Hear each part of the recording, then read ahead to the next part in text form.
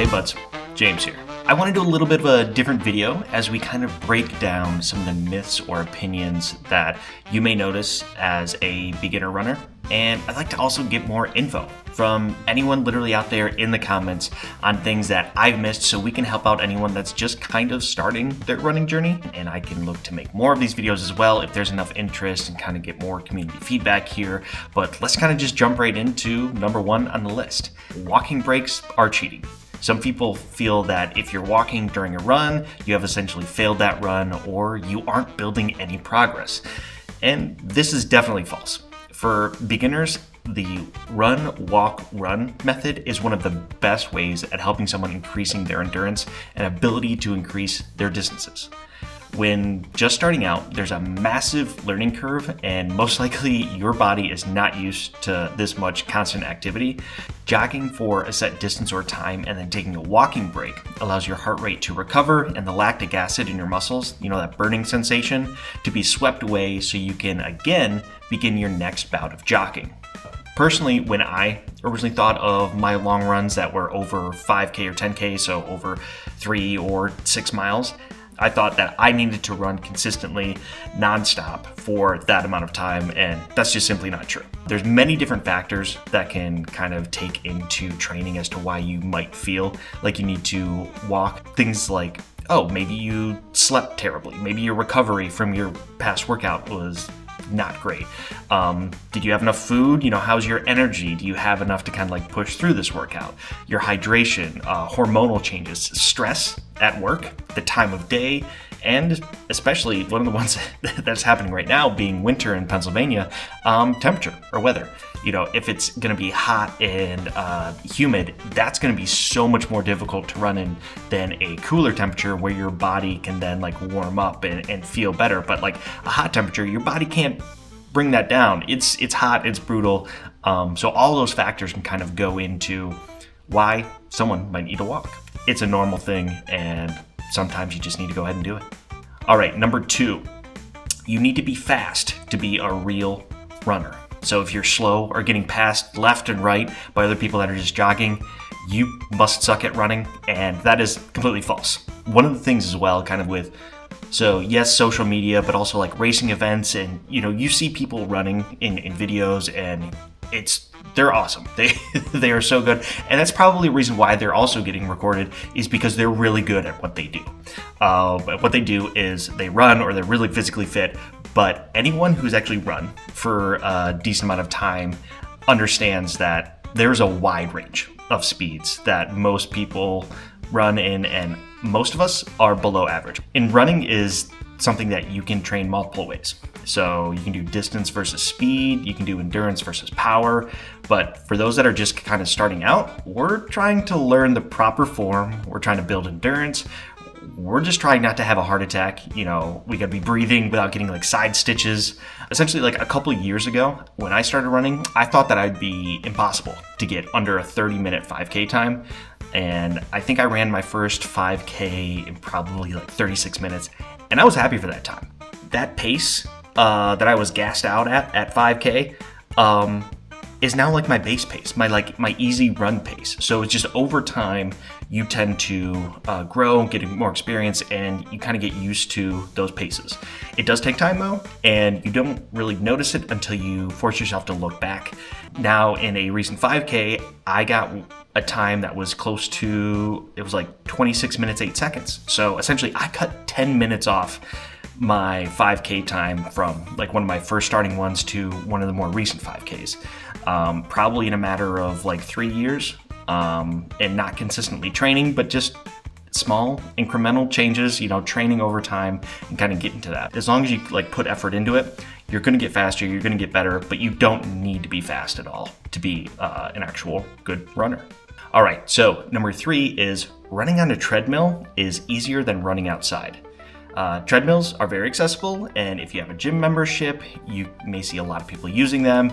So it may be the default, hey, I think I should run on a treadmill, or I think I should be starting here. And personally, I would say that is false, or at least not the whole truth. There's a bit of nuance here, as it does slightly fit into the opinion side of things for treadmills. And while they may be easily accessible, if you have a gym membership, that doesn't mean necessarily that they're the best options to start off with. When you start running, you probably aren't familiar with the speed or pace that is good for you. So treadmills, though, when you get on a treadmill, they kind of force you to choose a speed and incline instead of just running outside, where you can feel how easy it is to push yourself forward. You can easily increase or decrease your speed step by step.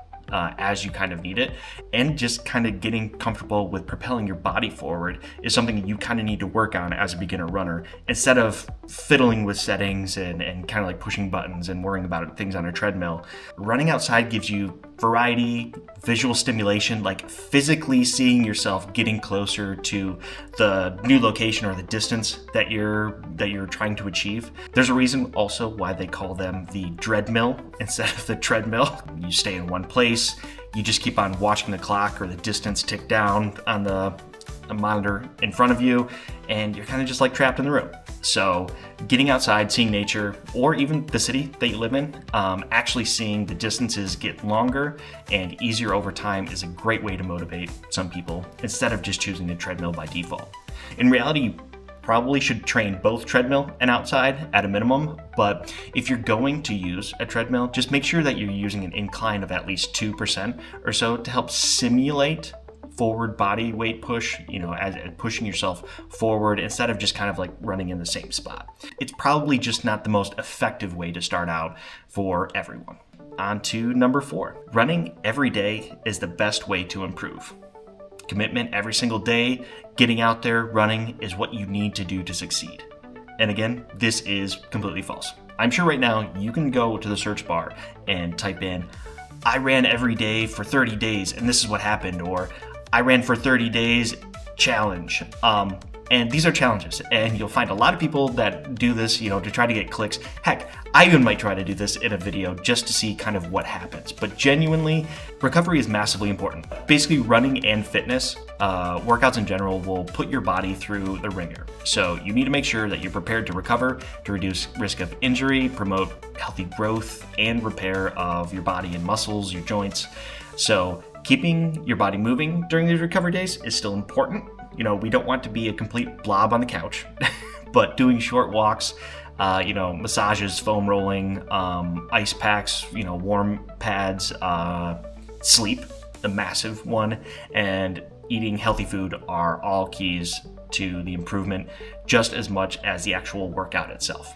Because if you're not recovering from the workouts, then you're not really continuing to grow from there. Each week, aiming for a minimum of 3 days is okay, but 4 to 5 is kind of like a sweet spot for people, depending on the intensity that they're really looking for, the amount of days that they're trying to work out a week. Some people getting up to 6 to 7 days a week is where you're looking at someone who has been training for years and is very familiar with how much they can appropriately push their bodies and how to best recover from that. So remember, if you are getting out there and doing some sort of activity, just try to make it at least half of the days, or maybe a little over half of the days, and then recover the other ones. The last one here, number 5, you should always stretch before a run.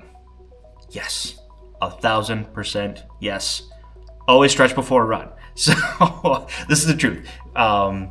You're going to have so much more success and less chance of injury from pulling something or soreness or tightness if you just remember to stretch before your runs. Now, before we run, we are looking specifically to warm up the body and joints actively. We want to keep the body in motion and run your body through different motions to get it ready for these continued strides that you're just about to go through. So the key is dynamic stretches. We aren't doing the classic stretch where we just hold, but stretching movements that get you warmed up and things moving around. So active motion like leg swings, squats, leg sweeps, lunges, elephant walks, skipping, right? All of these include movement in small, easy amounts to get your body limbered up and actually ready for the run itself. And that's different now from after the run, because this whole run that you just took yourself on, even if it was a short jog, your muscles have been tightening and stretching and tightening and stretching like hundreds and hundreds of times, depending on how long your workout is.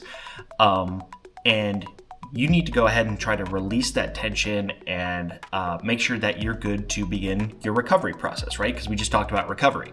So we're going to be doing static stretches here, which is the classic bending over and touching your toes, pulling one leg up to the side, doing a side lunge, maybe like stretching out your calves. These are all going to be stretches at the end of the workout to make sure those muscles end up stretching out and kind of release and relax a lot more. You want to lengthen and loosen all that tension that's kind of built up over the whole term of the activity that you just ran through. So taking a few deep breaths as well, also super helpful. That's going to quiet your heart rate down, take your body out of that stress and exertion state and ready for recovery. So just do your stretches. It's going to help out so much. If you forget about it, maybe slow down for a second, get into doing some stretches, and then get back into the workout. And those would be my 5 myths or suggestions that new runners should think about as they continue or begin their running journey. There's such a wide variety of starting places for runners. Just a reminder that most likely you have quite a few people in the same shoes that you are in right now, and probably even more successful runners that have started in the exact same position that you are today, and they've now far succeeded where they thought that they could go.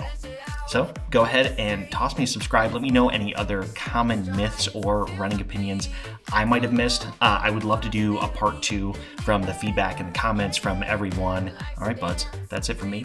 Peace.